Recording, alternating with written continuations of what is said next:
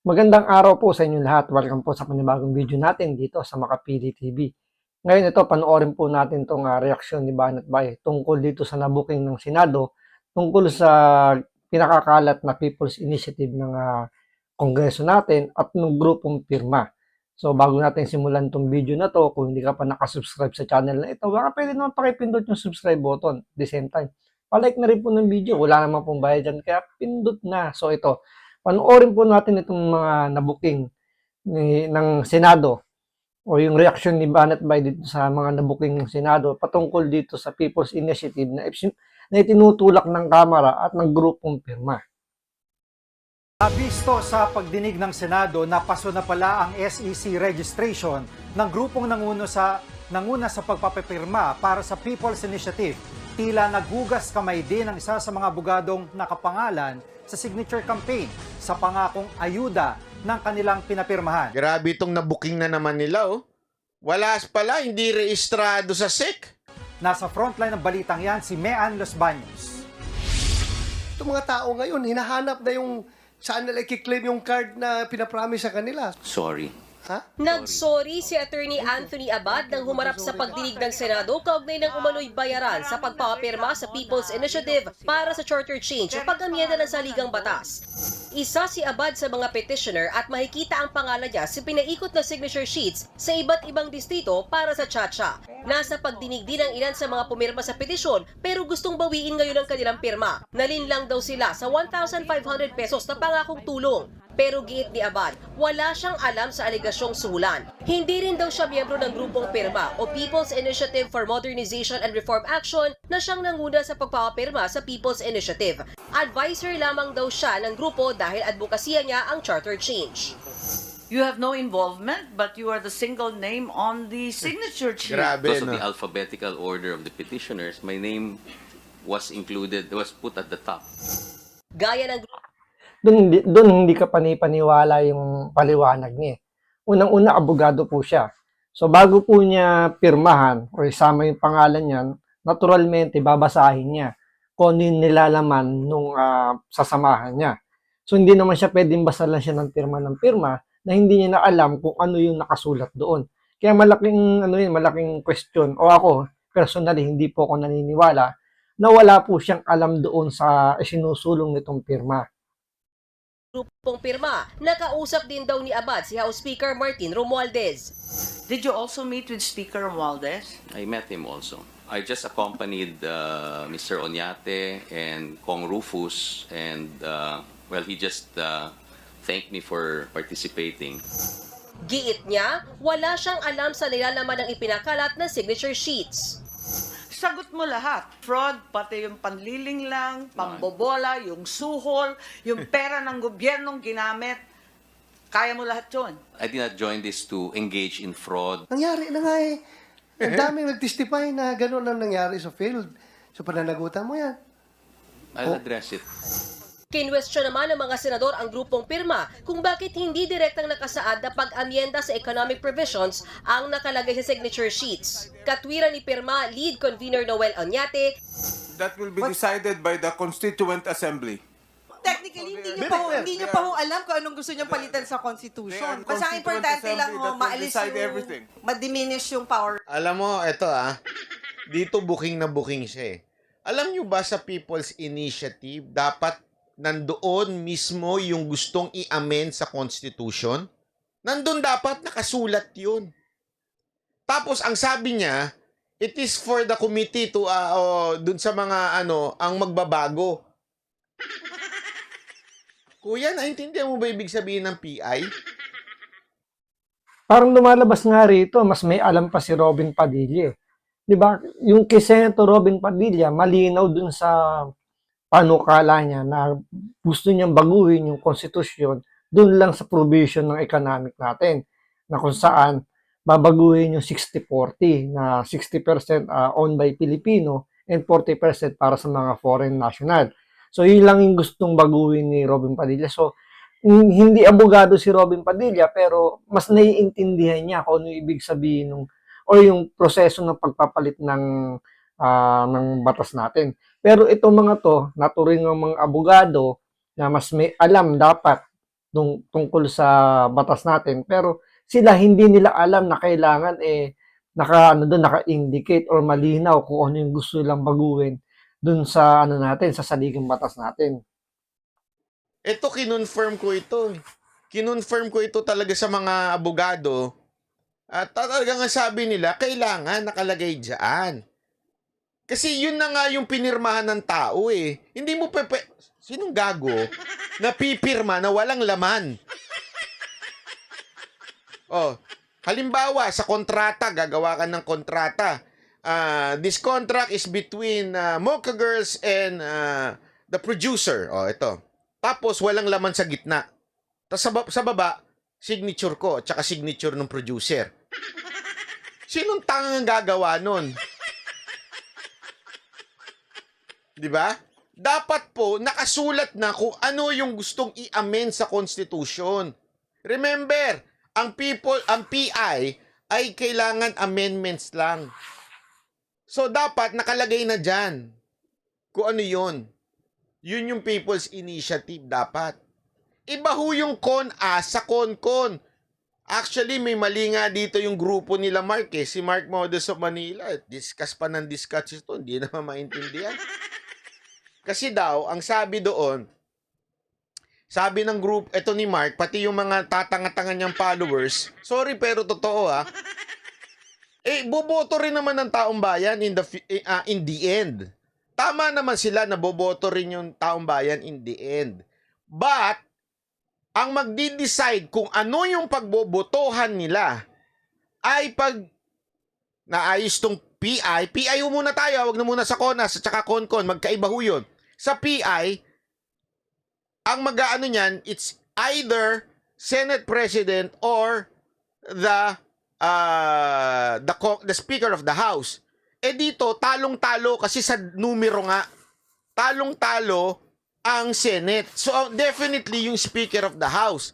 Alam naman po natin na kontrolado ng Speaker of the House ang House. Ang mga congressman, di ba? So, in other words, sila ang magdi-decide which amendments ang isasama doon sa bobotohan. Yes, boboto ang tao, pero since hindi na nila maiintindihan dahil kulang na sa oras yung pagpapaliwanag. Kasi ang sabi nga sa akin ng mga abogado, dapat ipinapaliwanag muna yan. Kailangan... So, parang lumalabas dito, base dito kay Banat Bay, parang ina-ambush yung taong bayan. So, hindi malinaw yung proseso na gustong gawin nitong kamera natin dahil parang may paglilin lang nga, di ba malinaw naman, may paglilin lang kasi pinalalabas nga nila ayuda. Ginagamit pa nila yung DSWD, yung pondo ng DSWD para makakuha sila ng pirma. So, doon pa lang magulo na. Kasi dapat nga, sabi nga ni Banat Bay, di ba, dapat malinaw, naka-indicate kung ano yung babaguhin, kung ano yung proseso. So, may tatlong klase ng pagpapalit ng saligang batas natin. Yun nga, itong People's Initiative, yung CONAS, at yung CONCON. So, doon hindi malinaw eh. Kaya naguguluhan pa yung taong bayan. Especially dito nga sa mga gusto magpalit ng konstitusyon natin. Kaya pinagtatalunan pa nila. So, hindi malinaw. Kaya yung taong bayan naguguluhan. So, yun siguro talaga yung intention nitong kamera na hindi ipaliwanag ng maayos. Kasi nga, meron silang ibang ibang intensyon. May pansarili silang intensyon or pansariling lang nila yung iniisip nila para matuloy itong papalit ng saligang batas natin, hindi nila ini-indicate. Kasi nga, karamihan dyan ang gusto humaba yung kanilang termino bilang mga politiko. So kasi may lumalabas na usapin nga dyan na gusto nila gawing parliamentary. So pag parliamentary na tayo, ang mangyayari, ina-appoint na lang yung mga susunod na mamumuno sa atin. Mawawala na yung demokrasya kung saan gumagamit tayo ng botohan. So, dito makikita nyo talagang ginagamit ng mga mambabatas natin, yung mga utak nila sa maling sa maling pamamaraan para makuha nila yung gusto nila. Yun yung parang gustong ipalabasin dito ni Banat Bay. Sa tatanungin mo, ano ba problema sa konstitusyon na to? Ano ba yung planong i-amend sa konstitusyon? Ano bang mangyayari pag inamend yung constitution na yan, yung part na yan? Ibig sabihin, ano yung dadagdag o ano mangyayari? Ano ang bang masusolusyonan nito? Paano mo ipapaliwanag sa taong bayan yun? Tapos boboto taong bayan.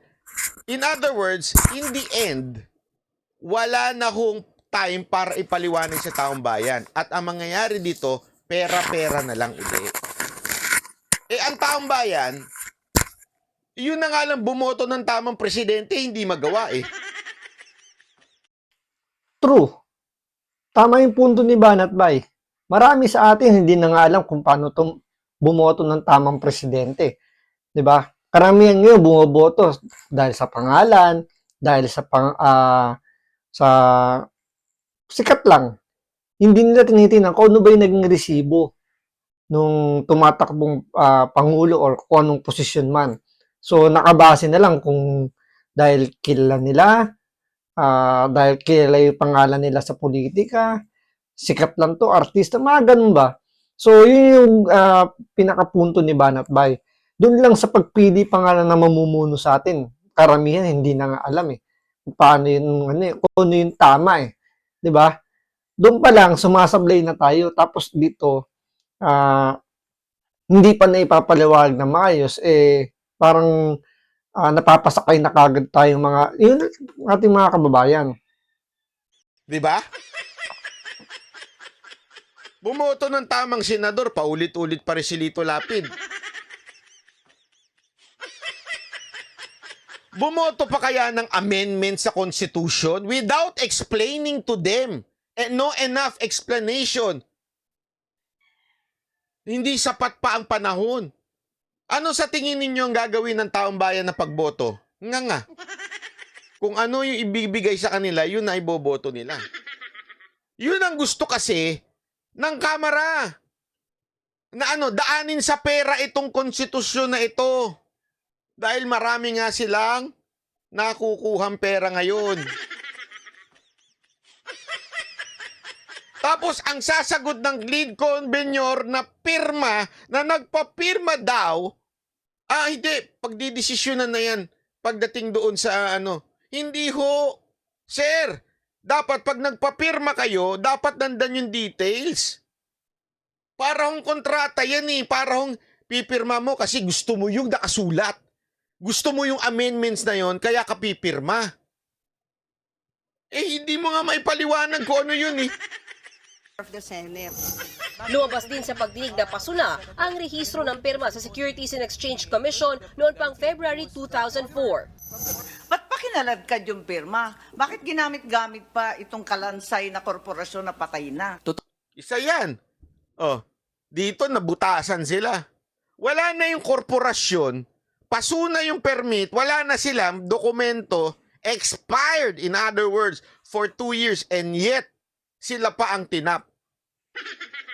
Di ba? Dito makikita po natin, base dito kay Banat Bay, na talagang may panlilin lang na ginagawa. Mga abogado po yan, yung mga nagpapapirma, dumaan po sa Kongreso dahil nga nakipag-meeting pa kay Speaker Romualdez. Alam nilang expired yung kanilang sabi natin permit or yung kanilang prangkisa sa SEC. Pero tinuloy nila o sila pa yung kinuha. Siguro dahil nga sakaling sumablay nga naman, at least meron silang backdoor eh. Meron silang escape plan. Pwede nilang baliktarin, sabihin wala kaming diyan dahil expired nga yung kailang permit o kailang kontrata sa SEC. Kaya makikita nyo dito pala may sablay na. Dahil nga expired yung nila sa SEC, pero sila pa rin parang kinuha para itulak itong signature campaign na to na hindi nga doon pa nga lang sablay na sila dahil expired tapos hindi pa pinapaliwanag o hindi pa malinaw kung ano yung gustong baguhin. So, anong ina-expect po natin? So, talagang pansariling kapakanan lang ng mga kongresista yung isinusulong itong People's Initiative na to. Ito po yung observations ninyo. When we check the status of pirma, we knew na canceled na po yung registration. And we also knew that it would take a while bago po kami makapag-file ng petition for reinstatement. Sa pagdinig, siningil din ng mga senador ang grupong pirma kaugnay sa listahan ng mga nag-donate para sa kanilang TV ad na EDSA Puera na nagsusulong ng charter change. Sa nakaraang hearing kasi sinabi mismo ng pirma na umabot sa 55 million pesos ang ginastos para sa naturang TV ad. Kalahati raw dyan ang galing kay Oñate at tumanggi na siyang pangalanan ng ibang donors. Nung pumasok sila sa ganitong advocacy, hindi pa dapat ready na sila and proud to say na ipinaglalaban nila itong charter change, itong People's Initiatives. Naniniwala po sila pero concerned po sila sa kanilang privacy at security. Nasita rin ng mga senador ang 26.7 billion pesos na pondo sa ayuda sa kapos sa kita o AKA program ng DSWD na hinala nila ay magagamit sa People's Initiative. Depensa ng DSWD, hindi sila humingi ng pondo para sa proyekto pero gagawa daw sila ng guidelines kaugnay nito. Yan ho ang hirap eh. Alam mo, kawawa sila eh. Alam mo, pansinin nyo to from the DSWD, na ginagamit ang pera ng taong bayan para mangulol ng mga Pilipinong pubirma dyan. Okay? Ito naman, nabuking pa. Diba? Nabuking pa, napaso na pala yung kanilang dokumento. Tapos, hindi pa nila alam kung ano yung pinapipirma nila sa taong bayan. Ipubusta ko sa inyo bukas na bukas. Pag-iingay na naman itong mga tuta ni Romualdez. Ibubusta ko sa inyo, sigurado ako dyan. Mag-iingay na naman yung mga yan. Ipagtatanggol na naman nila yung Panginoon nila. Tapos ang palalabasin pa nila rito na mabagal yung Senado sa ginagawa nilang pagdinig tungkol dito sa People's Initiative na to sa pagpapalit ng saligang batas natin. Makikita natin dito kung sino-sino yung mga nagtatanggol dito kay Speaker Romualdez. Sabi nga ni Banat Bay dito, ito yung mga sip-sip. Dahil nga, baka hindi sila mabigyan ng budget ni Speaker Romualdez. Kasi alam naman natin, Kongreso ang umahawak ng budget ng Pilipinas. So, sila yung nagdi-decide kung sino yung mga mabibigyan. Kaya, itong mga kongresistang kapit-tuko o sip-sip, sip-sip masyado sa Speaker, ipagtatanggol itong si Speaker Romualdez. Kasi booking na booking. Kaya nga nila, di ba, sinasabi, bilisan nyo na, itigil nyo na yung hearing. Bakit? Nabubuking sila sa hearing. Yun ang totoo doon.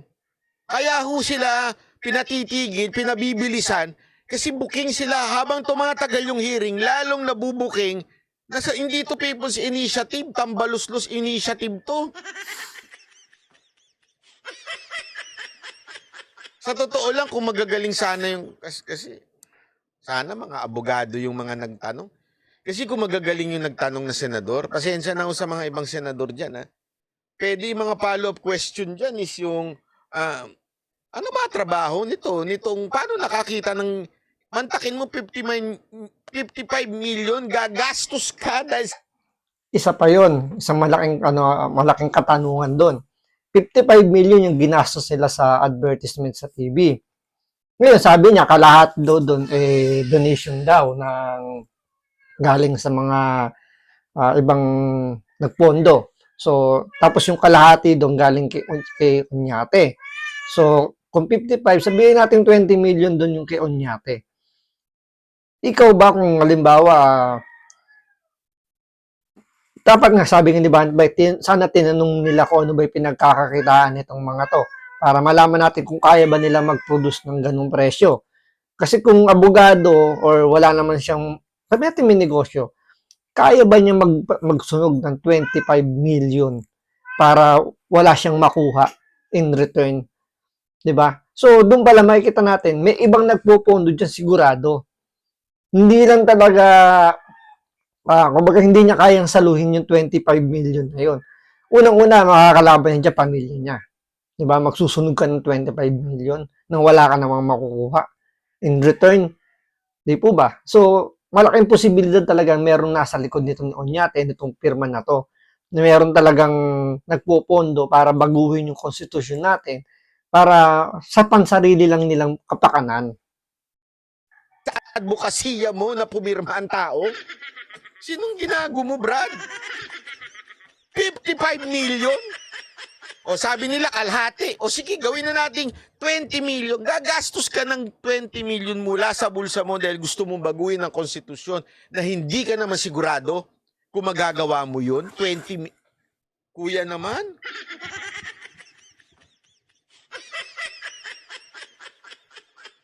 Huwag naman tayo maglokohan dito sa Pilipinas. Hindi porket nanalo ang budol-budol. Pwede mo nang lokohin. Dapat nga tanungin dyan, ano ba negosyo mo? Ano ba trabaho mo? Ba't meron kang extra na 20 million para igasta dyan? Di ba? Sino ka ba? Siguro kung si Ramon Ang yan, paniniwalaan ko pa. Di ba? Kung si Manny Pangilinan yan, kahit hindi niya inaasikaso PLDT, paniniwalaan ko pa kasi may pera yan.